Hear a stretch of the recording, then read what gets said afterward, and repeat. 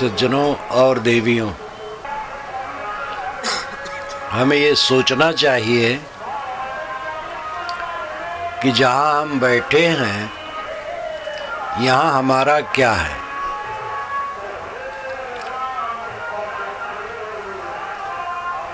इस बात पर विचार करने वाले कम हैं। जो प्राप्त मानते हैं उससे हम ममता करते हैं, और जो प्राप्त नहीं है उसको बटोरने के चक्कर में रहते हैं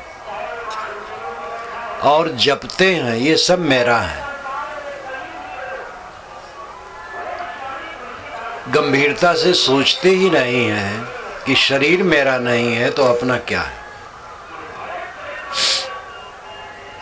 ये बात न सोचने के कारण हमारे जीवन की स्थिति अव्यवस्थित रहती है। जो नहीं करना चाहिए वैसा काम करते हैं, जो नहीं बोलना चाहिए वैसी बात बोलते हैं, जो नहीं सोचना चाहिए वैसी बात सोचते हैं। इस प्रकार विचार, उच्चार और आचार तीनों खराब हो जाते हैं। तीनों की खराबी में जीवन में कांटों की झाड़ी पैदा होती है और उसी में हम उलझ कर, घायल होकर पीड़ित होते रहते हैं। अपना बनाया बंधन अपने दुख का कारण बनता है। धर्म के मार्ग में अनेक विश्वास हैं, अनेक भ्रांतियां हैं, अनेक आडंबर है, अनेक असत्य का प्रचार है। उसमें भी हम भटक जाते हैं। जब हम सुनते हैं कि भगवान की माया हमें भटका रही है, बड़े बड़े विद्वान कहते हैं, पंडित कहते हैं, महात्मा कहते हैं, भगवान की माया, प्रभु माया गर्यसी, प्रभु की माया बड़ी कठोर है, दुरत्या तरी नहीं जा सकती, अघटित घटना पटी सी, जो घटना न घट सके ऐसी घटना घटाने वाली है। भगवान की माया बड़ी प्रबल है, कौन जीत पाता है। तो यहाँ पर और साहस खत्म हो जाता है। भगवान ही जब माया हमारे ऊपर डाले है तो हमारे उद्धार का क्या रास्ता।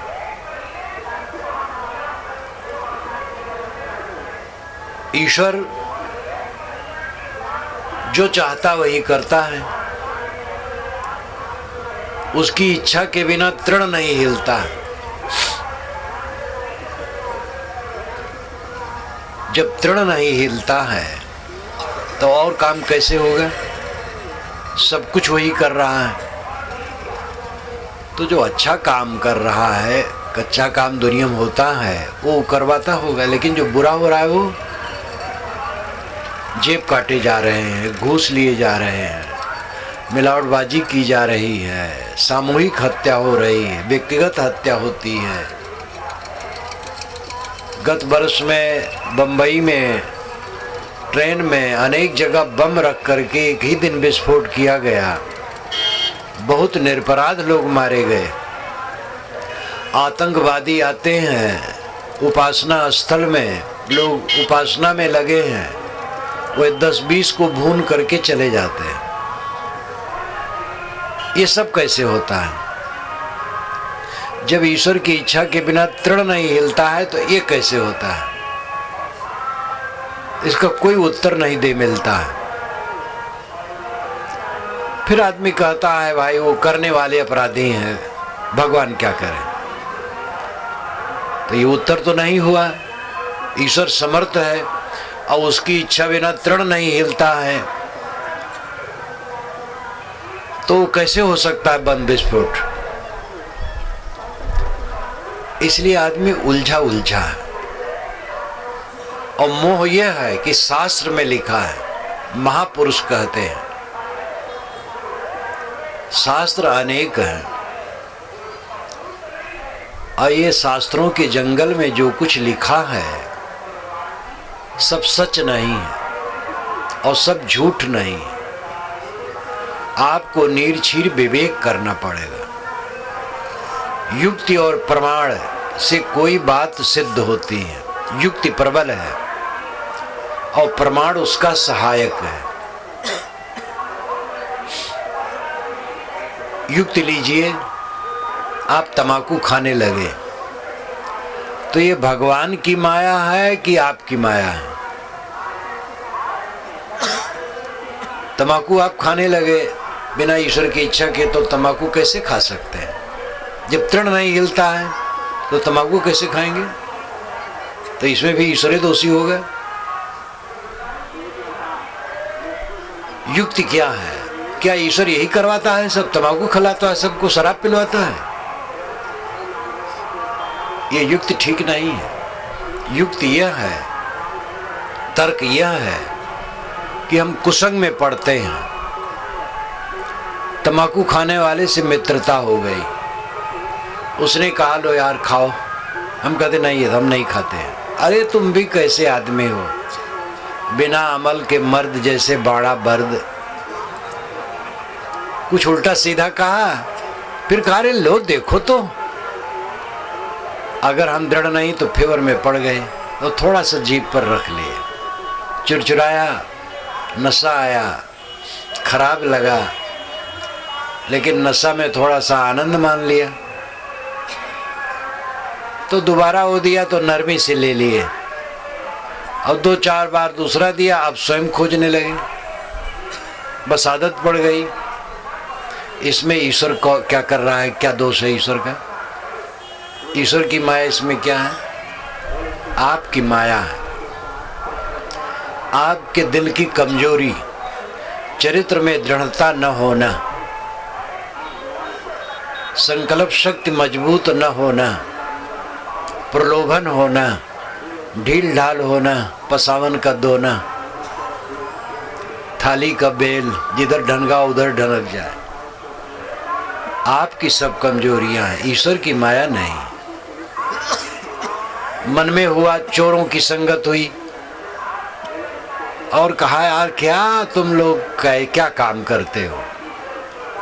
मैं तो बंदा एक रात 4 घंटा मेहनत करता है और 6 महीना बैठा खाता है। चढ़ा सान और गए। एक चोर मुझसे कहा था, कहा भैया, पूर्व आश्रम की बात करता हूँ, कहा भैया 4 घंटा लगता है रात में, फिर बंदा 6 महीना बैठ के खाता है। तो मैंने कहा कि तुम गलत रास्ते पर जा रहे हो। बहुत डांटा, लेकिन वो माना नहीं। मेरे वहाँ रहते रहते उसकी पूरी दुर्गति हो गई थी। गलत काम का परिणाम तो होता है। कुसंगत से बुद्धि भ्रष्ट होती है, प्रलोभन से बुद्धि भ्रष्ट होती है। कुसंगत से बचें। प्रलोभन अपने मन की माया है। भगवान की माया हमें नहीं नचाती, हमारी माया हमें नचाती है। माया का मतलब छल कपट। भगवान कहीं छल कपट करता है? परमात्मा छल कपट करता है? जो पवित्र होता है उसके साथ पवित्र वस्तु होती है। माया गंदी वस्तु है। परमात्मा माया क्यों रखेगा? जो कहते हैं परमात्मा के पास माया है, वो परमात्मा को समझते ही नहीं। परमात्मा में माया नहीं है। माया हमारे मन की मलिनता है।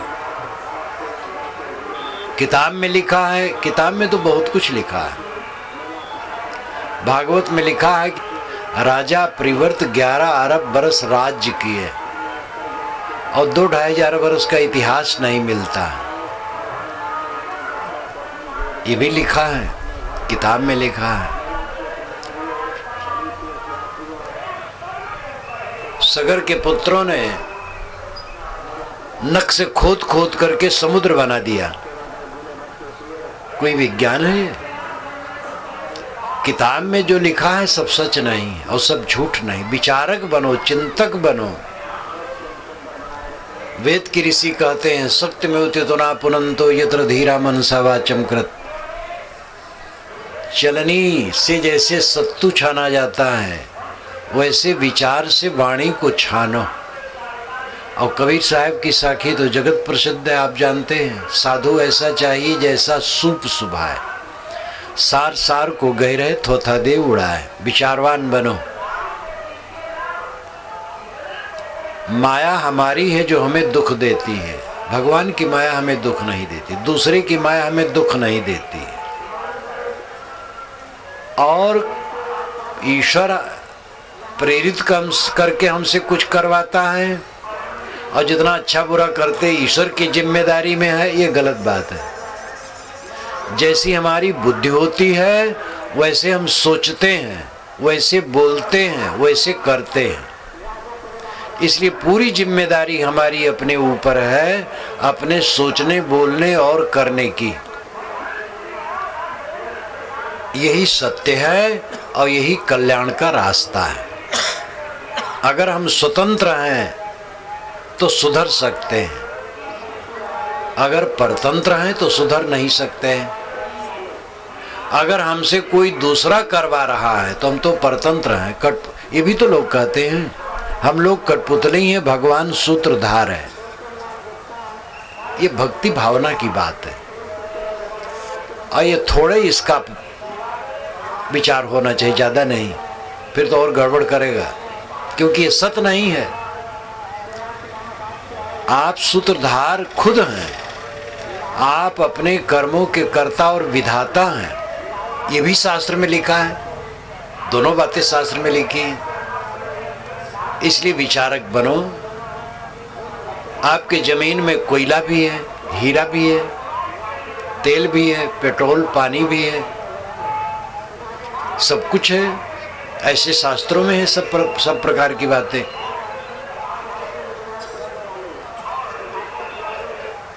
हम अपने कर्मों में सर्वथा स्वतंत्र हैं। हम अपने कर्मों के कर्ता और विधाता हैं। हम चाहें तो अपनी बुद्धि को पूरी शुद्ध कर सकते हैं, और उचित सोचना, उचित बोलना, उचित करना हमारे जीवन में हो सकता है। हमारे मन में जो तनाव है, रिएक्शन है, प्रतिक्रिया, चिंता है, उद्वेग है, मानसिक मवाद है, इसको पूरा का पूरा धो करके साफ कर सकते हैं, और इसी जीवन में कैवल्य, मोक्ष, जीवन मुक्ति, परमानंद का लाभ ले सकते हैं। ये हमारे में बल है। नायम आत्मा बलहीन लभ्यो। बलहीन व्यक्ति आत्म लाभ नहीं कर सकता है, ये हमारे ऋषियों ने कहा। वेदों में कहीं कायरता की बात नहीं है, श्रुतियों में कहीं कायरता की बात नहीं है। कायरता की बात पीछे चली है। कबीर साहब की वाणी में कायरता है ही नहीं। कर बहिया बलापनी छाड़ वीरानी आस, जाके आगन नदिया बहे सो कस मरे पियास। अपने बाहुबल का भरोसा करो, दूसरे की आशा छोड़ दो। हरि कर देगा, भगवान कर देगा, कहते रहो, बीत जाएगा समय। भगवान तो सब समय से है। क्या आज है? सब समय से है। अब आप वहीं के वहीं हैं। आप अभी तंबाकू घिस रहे हैं, पान ठूस रहे हैं मुंह में, सुरती डाल रहे हैं, गुटखा खा रहे हैं, और सूरवीर लोग शराब भी पी रहे हैं। लड़ाई झगड़ा, मारकाट, पीट, घर में प्रेम से नहीं रह रहे हैं, पत्नी प्रेम से नहीं रह रहे हैं, व्यवहार की शुद्धि नहीं है। परमात्मा तो सब समय है। जब हम बिगाड़ेंगे, कौन परमात्मा हमारा सुधार कर देगा? जो वेदों श्रुतियों का स्वावलंबी विचार था, कबीर साहब का वही स्वावलंबी विचार है। ये पौराणिक विचार 2-2,500 वर्षों से ऐसे आए जो प्रमुखापेक्षी कर दिए, और इतना दीन बना दिया गया, इतना दीन बना दिया गया, बात बात में बस ऊपर वाला जाने, ऊपर वाला जाने, ऊपर वाला जाने कि भीतर वाला जाने। भीतर वाला भूल गया, ऊपर ऊपर कहते कहते। भीतर में ध्यान दो, आपकी जिम्मेदारी है। आपके जीवन में जो कटीली झाड़ी पैदा है और जिसमें नुच नुच करके आप निरंतर रक्ताब हो रहे हैं और पीड़ित हो रहे हैं, चैन से सो नहीं पा रहे हैं, चिंतित और पीड़ित हैं, ये आपका बनाया रोग है। अब आप इसलिए उसको मिटा सकते हैं, बनाने वाले जो हैं वही मिटाएंगे। तुम्ही ने दर्द दिया, तुम ही दवा देना, ये उचित नहीं है। ईश्वर ने दर्द दिया, ईश्वर दवा देगा? ईश्वर ने दर्द दिया ही नहीं है। हमने स्वयं दर्द पैदा किया है और हम स्वयं अपने दर्द को मिटा सकते हैं। ये विचार उत्पन्न होना चाहिए। आपन पो आप ही बिसर्यो, जैसे स्वान कांच मंदिर में भ्रमित भूस मर्यो। साहब कहते आपन पो स्वयं हम भूल गए हैं। जैसे स्वान कांच मंदिर में गया और अपनी परछाई देख करके चारों तरफ प्रतिबिंबों को अन्य कुत्ते मान लिया और भूख भूख के मर गया। ऐसे हम इस संसार रूपी कांच महल में आकर के अपने ही राग द्वेष के प्रतिबिंबों में भूख भूख करके मरते हैं। हमारे मन का राग, हमारे मन का द्वेष हमें जलाता है। किसी ने हमें कुछ कह दिया, जैसी समझ थी कह दिया, उसको लेकर के जल क्यों रहे हैं? बाहर कोई बैरी नहीं है, बैरी हमारा दोष है। तेरा बैरी कोई नहीं, तेरा बैरी फैल, अपने फैल मिटाए दे गली गली कर शैल। अपनी बुराई छोड़ दो, चारों तरफ घूमो मस्त। रामायण में कई कहानियां कथाकार जोड़ते रहते हैं, नई नई। एक कथा है जोड़ी हुई कि महाराज राम जब चित्रकूट में गए तो लक्ष्मण से कहा भैया आप मड़ैया बनाना है, लेकिन इसके जमींदार से पूछ लेना चाहिए। तो धनुष बाण लेके चले, बहुत दूर तक गए, जंगल जंगल, कोई नहीं मिला। तो एक बानर मोटा ताजा पेड़ पर बैठा था। उन्होंने कहा मानो यही राजा है, इसका जमींदार है, इसी से पूछ ले। तो कहा भाई क्या हम यहाँ कुटिया बना के रह सकते हैं? तो बानर ने एक हाथ से अपनी पेशाब इंद्री पकड़ी, एक हाथ से जीभ इनको दिखाया। तो इनको बड़ा गुस्सा आया, बड़ा बदतमीज बानर है। बाण उठाया मारने के लिए। इतने में ख्याल आया भैया से पूछ लो। श्रद्धा भक्ति यही काम करती है, बड़ों का अदब रखो तो पाप से बच सकते हो। लौट आए, कहा कोई मिला नहीं। एक बानर मिला, मैंने पूछा तो इतनी बदतमीजी उसने की, मैं तो मारना चाहता था लेकिन आपकी याद आई। राम ने कहा कि उसने बड़ा बढ़िया उत्तर दिया है, इन दोनों को अपने बस में रखो, कहीं कुटिया बना लो, कोई हर्ज नहीं। अपने को संभाल लो, सारा संसार मित्र है। और अपने को न संभाल पाओ, अपने घर ही में सब शत्रु हो जाएंगे। निरंतर दुर्व्यवहार करते करते घर का प्यारा आदमी सबको खटकने लगता है। अच्छा व्यवहार करने वाला बाहर का आता है, प्रीतम हो जाता है। इसलिए आपका कोई दुश्मन नहीं है। कोई हमारे विरुद्ध कह दिया इसलिए दुश्मन कैसे हो गया? जैसी समझ थी कह दिया। कोई हमारे लिए प्रेम का व्यवहार कर दिया तो उस पर हमारा कब्जा क्या हो गया? जब मन बदल जाएगा तो प्रेम छोड़ देगा, और प्रेम करता रहे तो हमारा जीवन ही नहीं रह जाएगा। कुछ दिन में किस चीज से मोह करें? न यहाँ कहीं मोह करने लायक है, न बैर करने लायक है। काम करो और चलो। स्टेज पर नाटक दिखाने वाले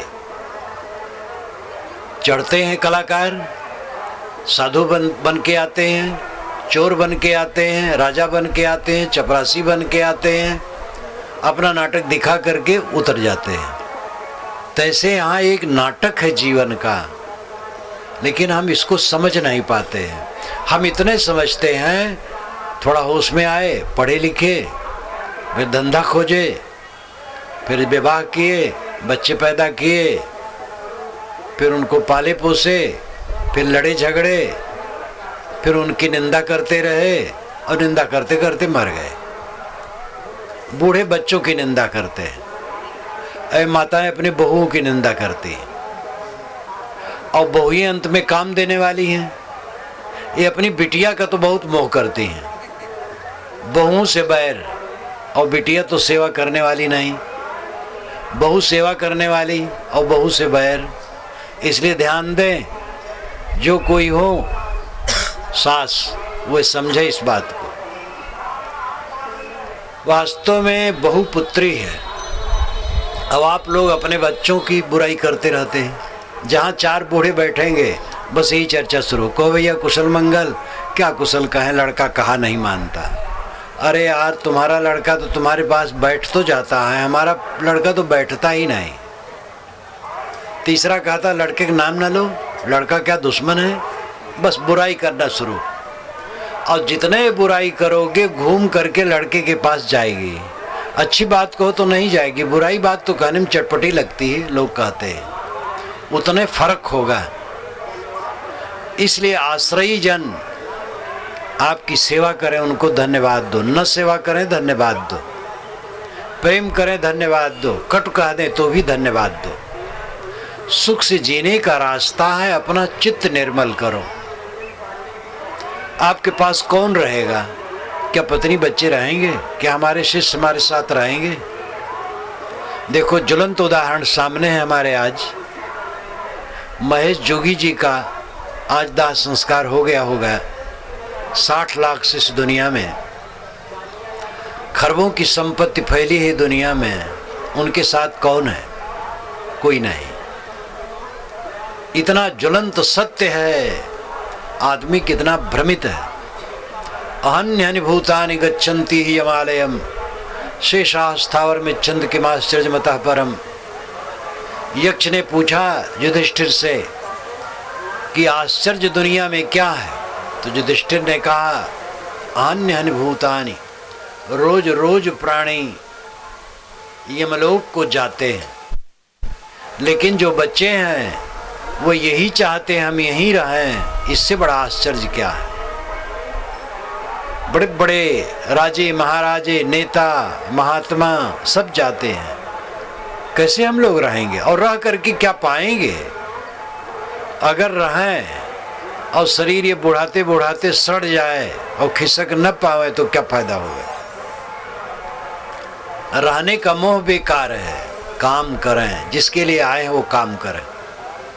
मैंने शुरू में आपसे कहा था कि हम ये सोचें मैं कौन हूँ, मेरा चारों तरफ क्या है, मुझे क्या करना चाहिए। जीवन है इसलिए कमाना है, अपनी श्रेणी के अनुसार आप कर्तव्य करें। लोगों द्वारा हमारी सेवा होती है, हमें भी दूसरे की सेवा करनी चाहिए। एक युवक बाजार चला, उसका छोटा पुत्र कहा कहाँ जाते हो? कहे बाजार। के बाजार क्या चीज़ है? कहे चलो आज बाजार दिखा दे, आज चलो तुम्हें जलेबी खिलाएं। कहे जलेबी क्या चीज़ है? बच्चों के लिए सब नया होता है।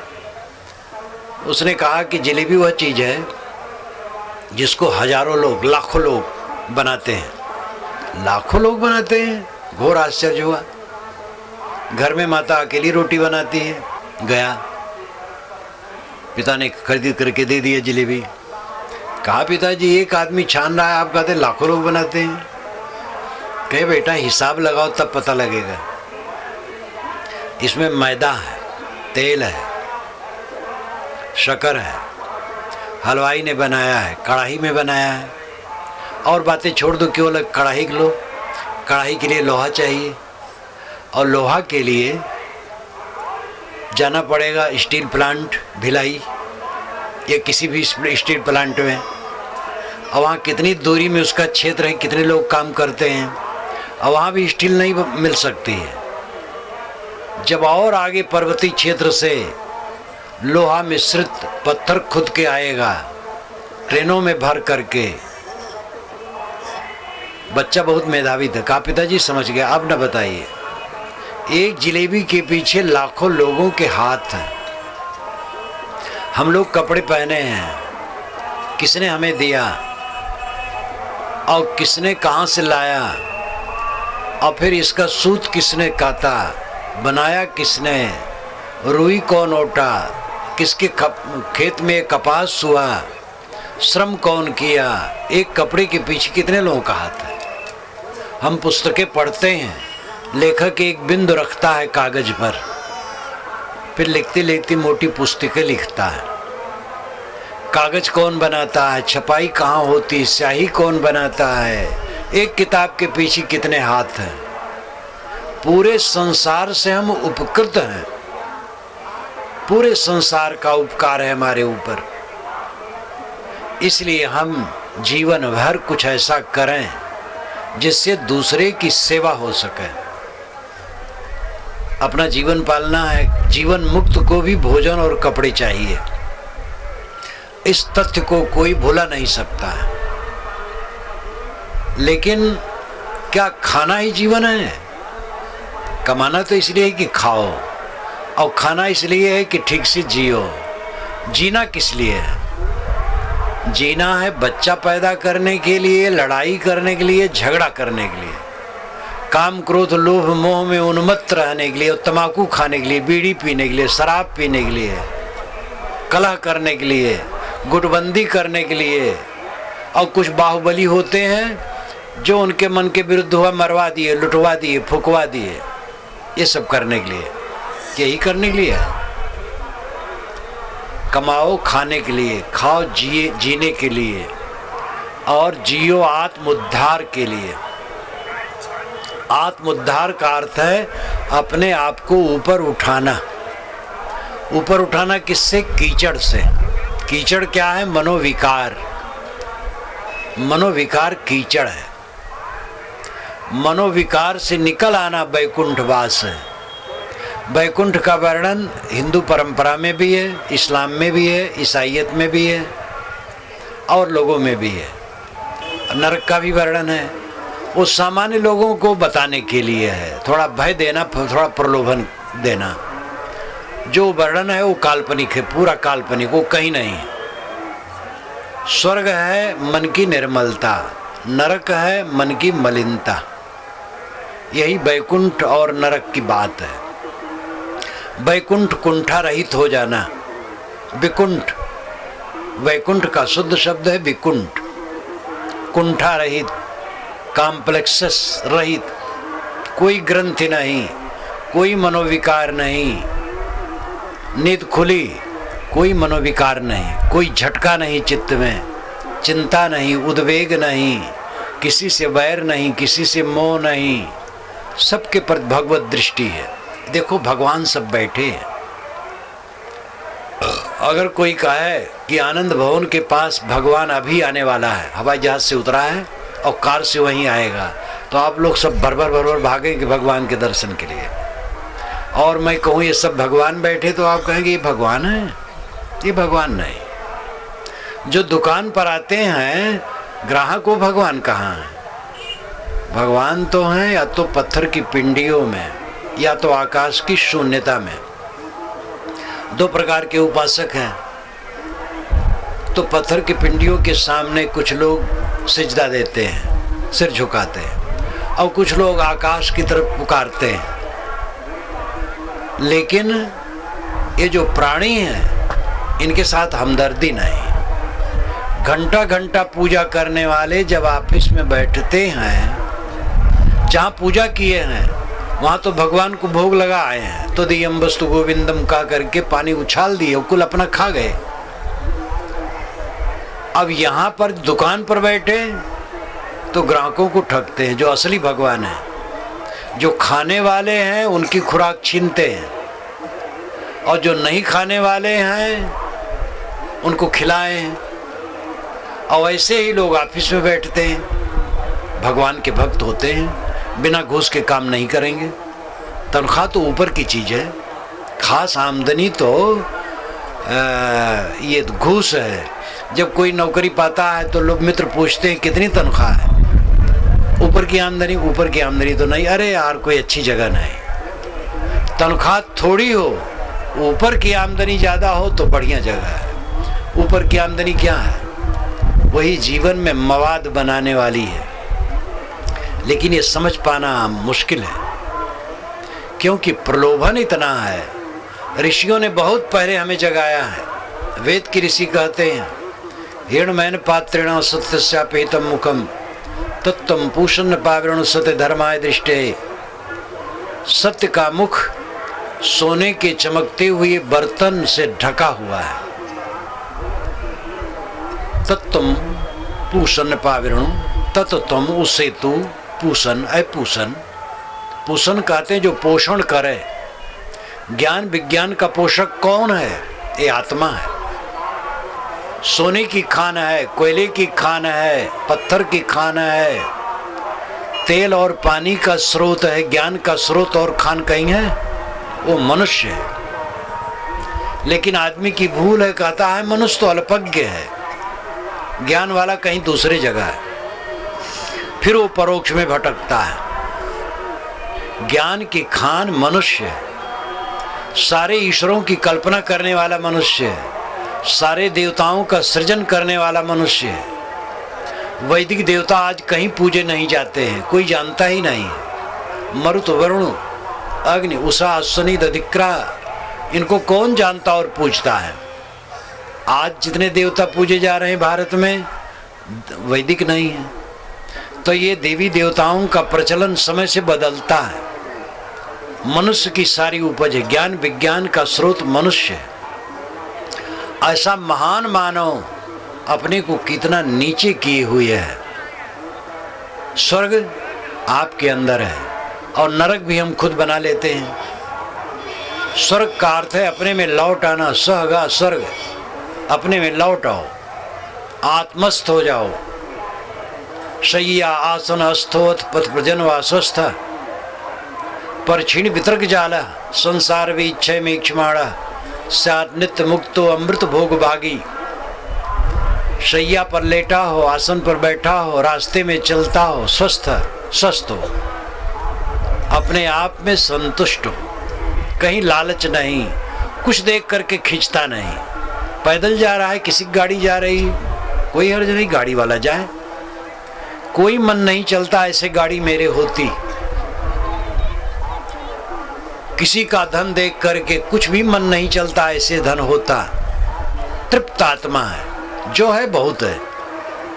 स्वस्था परिक्षीण वितर्क जाला, वितर्क जाल परिक्षीण है। मन का कुतर्क, मन की प्रतिक्रिया समाप्त है। और मोह जो संसार बीज है, संसार बीज क्षय में क्षमाणा, संसार बीज मोह है, उसको नष्ट करने की दृष्टि से वो निरंतर देखता है, कहीं मोह बनने न पाए। जहां अनुकूलता होती है मोह बनने का चांस रहता है, मोह न बनने पाए। सार नित्य मुक्तो अमृत भोग भागी। ऋषि कहते हैं वो नित्य मुक्त है, अमृत भोग का भागी है। ये मंत्र माना जाता है कपिल जी महाराज का। ये अन्य वाणियों में उद्धृत होती है। तो आपका परम तत्व, आपका परमात्मा, आपका मोक्ष, आपका कल्याण आप में है। और नरक हमने बना करके पहले से रखा है। उस नरक को खारिज करना है, फिर स्वर्ग रह जाए, बंधन को काट दे मोक्ष रह जाए, शैतान को हटा दे भगवान रह जाए। कल मैंने कहा था कि हमारे में दो मैं है, एक असली मैं, एक नकली मैं, एक निरुपाधि मैं, एक औपाधिक मैं। निरुपाधि असली मैं शुद्ध चेतन आत्मा है, और नकली मैं औपाधिक मैं मन है। मैं स्त्री हूँ, मैं पुरुष हूँ, मैं काला हूँ, मैं गोरा हूँ, मैं ब्राह्मण हूँ, मैं शूद्र हूँ, मैं धनी हूँ, मैं निर्धन हूँ, मैं विद्वान हूँ, मैं अविद्वान हूँ, मैं प्रतिभावान हूँ, मैं मूर्ख हूँ। ये सब सुखी हूँ, दुखी हूँ, ये नकली मैं है, मान्यता का मैं है।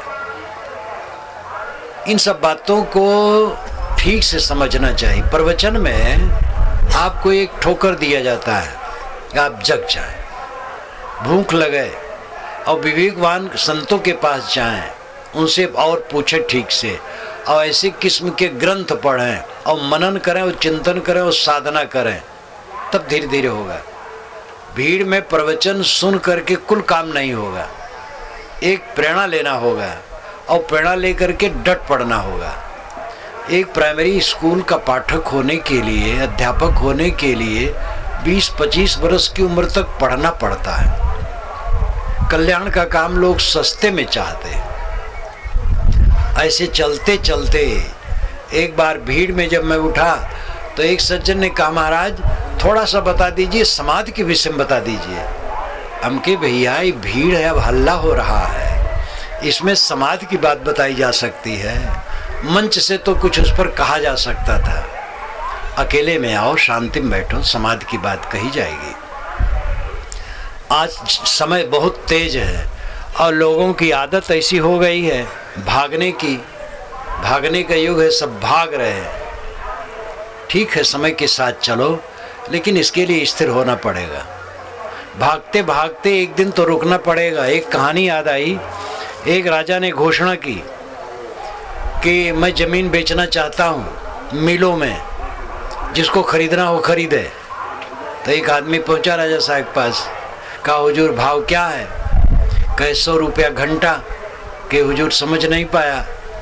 कहे तुम एक जगह पत्थर गाड़ लो और वहाँ से चलो, शर्त यह है चाहे तुम चलो तेज चाहे मंद चाहे दौड़ कर, तुम्हें रोका नहीं जाएगा। और 1 घंटा में जितनी दूर चल लो 100 रुपया दाम। पैसा वाला था, एक जगह पत्थर गाड़ा गया, चला, दौड़ा, और हो जाए और हो जाए, और दौड़ा, पैसा तो है ही है, दे देंगे। दौड़ते दौड़ते एक जगह गिरा और मर गया। तो लोगों ने कहा इसकी जमीन इतनी ही है, यहीं गाड़ दो बस। 2 गज जमीन उसकी हुई, दौड़ा तो बहुत। ये कहानी है। कहानियां काल्पनिक हुआ करती हैं बातों को समझाने के लिए। सुख के लिए दौड़ते दौड़ते दौड़ते जिंदगी भर दौड़े और थक के गिरे, मर गए, कहीं सुख मिला नहीं। सुख नाम की चीज दुनिया में कहीं है नहीं, तो आपको मिले कहां से? मैं दिल्ली के पास था, एक शहर में, एक सेठ पत्नी आए मिलने के लिए, करोड़पति थे। दोनों 65 वर्ष की उम्र के रहे होंगे। दोनों नमस्कार किए, बैठने लगे। बैठते समय दोनों के मुख से एक ही वाक्य निकला संयोग से, महाराज जीवन में सुख नहीं मिला। करोड़पति थे। कहे महाराज 2 लड़के हैं, लड़के तो चाहते हैं पास में रहें, लेकिन बहुएं नहीं चाहती हैं, इसलिए महाराज मैं अलग रहता हूँ, हम लोग पका करके खा लेते हैं। महाराज जीवन में सुख नहीं मिला। तो मैंने कहा आप तो धनपति हैं, 10-20 लाख रुपए लेकर के दिल्ली में चले जाओ, दुकान से 1 तोला सुख ले आओ। कहा तो कि भाई 1 तोला दे दो, 10 लाख रुपए ले लो, 1 तोला सुख दे दो। सुख कैसा है? काला है कि पीला है कि उजला है, मोटा है कि पतला है, कितनी वजन का है? सुख नाम की चीज कहीं दुनिया में है? कोयला पाथर सोना चांदी तो है। कहे महाराज ऐसा कभी सोचा ही नहीं, हम के सोचे नहीं, जिंदगी बिता दी सुख के लिए। सुख दुनिया में कहीं नहीं है। सुख कहाँ है? सुख है दुख की निवृत्ति, और दुख है मानसिक उद्वेग। मानसिक उद्वेग निवृत्त हो जाए, परम शांत, शांति सुख है। जब उद्वेग न हो, हलचल न हो, अशांति न हो, यही सुख है। मन का उलझा होना दुख है, मन का सुलझा होना सुख है। जीवन भर आदमी भटकता रहता है। दोष परमात्मा को देगा, परमात्मा कर रहा है, परमात्मा की माया नचा रही है। एक सज्जन कहे महाराज मैं तो आना चाहता था सत्संग में, लेकिन भगवान ने ऐसी माया डाली, फुर्सत नहीं मिली। तो मैंने कहा भगवान से हटो, नहीं तो और डालेगा वो। तो हंसने लगे। लोग अपने मुंह की बात स्वयं कहीं समझ पाते हैं? दिन भर भगवान का दोष लोग देंगे। भगवान ऐसा एक जने कहे महाराज ये मकान मैंने बनवाया, ये सब बनवाया, महाराज यहाँ फट गई दीवार, भगवान ऐसे चाहता था। हम कहे हाँ, जो अच्छा बनवाया वो तो आपका है, जो फटा वो भगवान का दोष। तो जा बेजा भगवान को खोजता रहता है। एक तकिया कलाम, अपनी जिम्मेदारी अपने ऊपर लो। हम आप कर्म करने में स्वतंत्र हैं, कोई प्रतिबंध न भगवान का है न शैतान का है, न किसी माया का है। माया भी हमारी बनाई है, जो मन का मोह है, प्रलोभन है, उसको हमें ही छीण करना पड़ेगा। और इस जीवन में केवल कमाएं खाएं और संतान पैदा करके लड़ झगड़ के मर के न जाएं। कमाएं खाएं, खिलावें, प्रेम से रहें, आत्मशोधन करें, अपने को पहचानें आप कौन हैं, और अपने को शोधें, अपने विकारों को निकालें। कोई निकाल नहीं देगा, गुरु भी केवल रास्ता बताएंगे। ये भी आशा है नहीं भगवान तो गुरु कर दें, और इतने कितने गुरु घूमते हैं, वो तो तुरंत करने के तैयार है। शक्तिपात का मोह, शक्तिपात नाम की कोई चीज नहीं है, लेकिन इतना इतना भयंकर प्रचार चलता है शक्तिपात का। रामकृष्ण परमहंस ने विवेकानंद पर शक्तिपात कर दिया। उनके 20 शिष्य थे, सब पर कर देते, एक ही पर मोह क्यों? वास्तव में विवेकानंद स्वामी में योग्यता थी। शक्तिपात नाम की कोई चीज नहीं। गुरु सबका उद्धार चाहता है, तो सस्ते में सब चाहते हैं, कुछ करना न पड़े, हमें मेहनत न करना पड़े, साधना न करना पड़े, कुछ त्यागना न पड़े, जो उल्टा सीधा जैसे हम करते हैं चलते रहें। भगवान कृपा कर दे और सदगुरु कृपा कर दें, बेड़ा पार कर दें, जीवन में सुख दे और अंतिम में मोक्ष दे दे। ये भूल भुलैया में सब पड़े हैं, और ऐसे गुरु खूब हैं जैसे भूल भुलैया वालों को खूब धोखा देते हैं। लेकिन आपको खुद अपना दोष मिटाना पड़ेगा, कोई भगवान मिटा नहीं पाएगा। आपके मन का क्रोध, लोभ, मोह कोई ईश्वर नहीं मिटा सकता है, और सदगुरु भी नहीं मिटा सकते हैं। सदगुरु बताएंगे, आपने बनाया है, आपको मिटाना है, ये स्वीकारना होगा। और ऋषियों ने यही कहा है। वेदों को आप पढ़ें, उपनिषदों को पढ़ें, कबीर वाणी पढ़ें, यही आपको मिलेगा।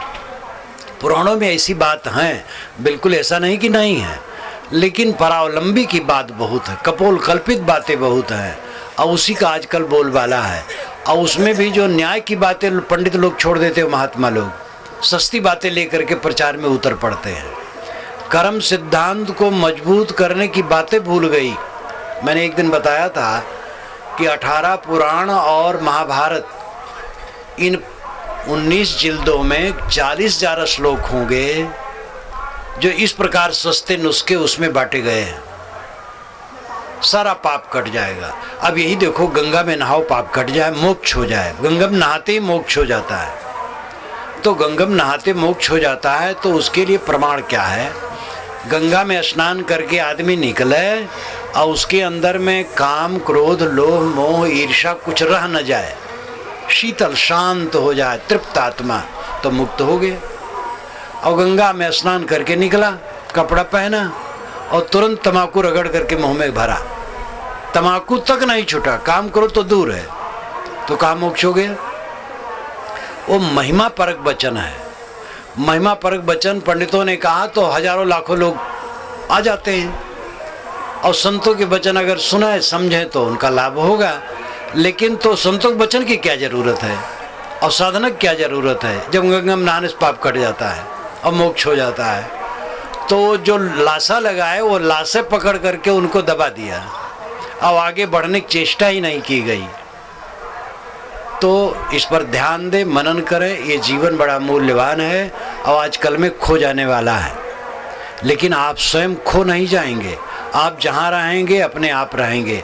आप घर से आए अपने आप को लेकर, यहाँ से चंद्र लोग चले जाएं अपने आप को लेके ही जाएंगे।